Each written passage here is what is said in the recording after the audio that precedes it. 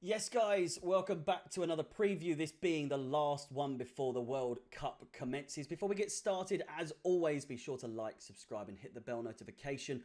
One last review at full time and then it's on to the live streams. Plenty of FIFA, Chelsea career mode, a World Cup tournament mode, and maybe some festive games in between. So if that's something that interests you and you want to come say hi, then by all means. But remember, hit the bell notification to be notified of when I go live. Newcastle in striking form. Really, really good form. As I can see in the last 5 games. 11 goals in the last 5 games. They're unbeaten at home in all competitions so far this season. Or at least in the... in all competitions this season. So, I mean, we've lost 3 games in our last 5. So there's a stark difference between the forms. And most notably is how well they're doing in the league so far. As you can see, Newcastle in 3rd place.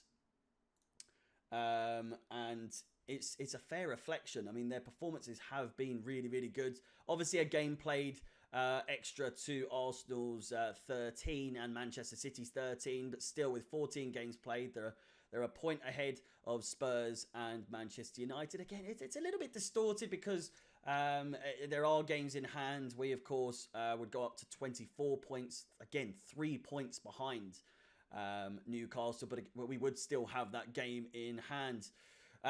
In terms of injuries that we have to worry about in this game, it's the same old story. The same old names. We've got Kante out, Fofana out, Kepa out, Chilwell, Chukwuemeka, James, Jorginho's a doubt as well. And for them, they've got Kraft, Alexander Isak, Ryan Fraser, Matt Ritchie.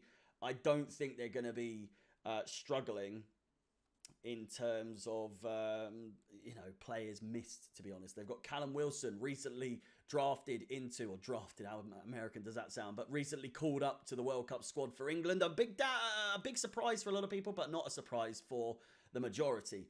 Almiron as well in great form, of course. Guimaraes, just a class player for them. Top players wise for them, Trippier it seems to be doing pretty well for them. Almiron with 8 goals so far. Callum Wilson and Guimaraes with 6 and 3. I mean, their lowest top scorer, if that makes sense, on their top 3 has as much as our first top scorer. Raheem Sterling and Kai Havertz with 3 apiece. Jorginho with 2. Just the list. Where are the goals? Where are the goals? We know where the goals are. A lack of creativity. I think, again, I was saying in the review for the last game against Manchester City that it was a case of we either don't create or when we do create, we don't put it away. And just for God's sake, the love of God, this game, it needs to be out with a bang. Out with a bang. That's all I'm asking, is that we put in a good shift. That's all I'm asking. You could argue Lewis Hall absolutely deserves to play. I was saying at the end of the last game as well that those 5 subs, it was Azpilicueta, Gallagher, who's made it into the England squad, bit strange, Havertz, Sterling and Mason Mount, and those 5 subs that came on changed the game massively, but in a completely negative way. We were far less intimidating, far less attacking, far less aggressive once those 5 players came on. And the fact that Azpilicueta was probably the most influential out of those 5 players towards the end of the game was just shocking. And you've got Hutchinson on the bench gathering dust. But that's all in the past. It's all of those... we move. We move. I'm so stressed. I just want to win a game for once. I just want to win a game. The last game we won was against Zagreb. Then before then, Salzburg. And just, even then, we won 2-1 in those games. 1-1 in both of those games at one point. We were 1-0 down to Dinamo Zagreb. It's just, it hasn't looked good for a while. And even then, we haven't won a game in the Premier League since the 16th of October. It's been nearly a month since we've won in the Premier League. In terms of our away form, if we're looking at strictly Premier League, in our last 10 away in the Premier League, you're looking at 2, 3, 4 losses in our last 10. Wins, we're looking at 4 in our last 10, and of course 2 draws. Our last away match, we lost 4-1 to Brighton. Our one before that, we drew 0-0 to Brentford. And then, I mean, the Aston Villa game, you could argue they were absolutely muddied at that point.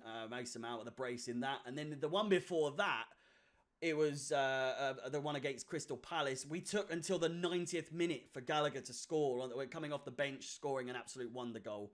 But yeah, the tide has to change at some point here. It can't all be like this. And I know that there's a massive cloud over us at the moment with regards to how many injuries we have and players not necessarily too happy and the World Cup coming up, so they don't want to get injured. I will just be very happy once this game is done, and I'll be even happier if we can scrape a win somehow. And I know that sounds negative, but if you're looking at our recent results, it's not negative when we haven't won a fucking Premier League game since October.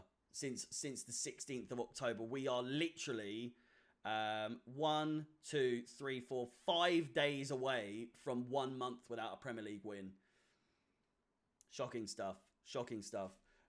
In terms of our starting lineup, a lot of people are saying that Aubameyang's probably going to be lining up top. With lineup-wise, it's so impossible to say what Potter's going to go with. It's impossible.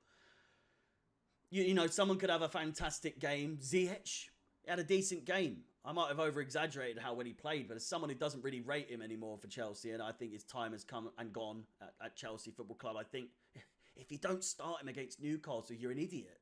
I think he had a fantastic game. He showed what he can do.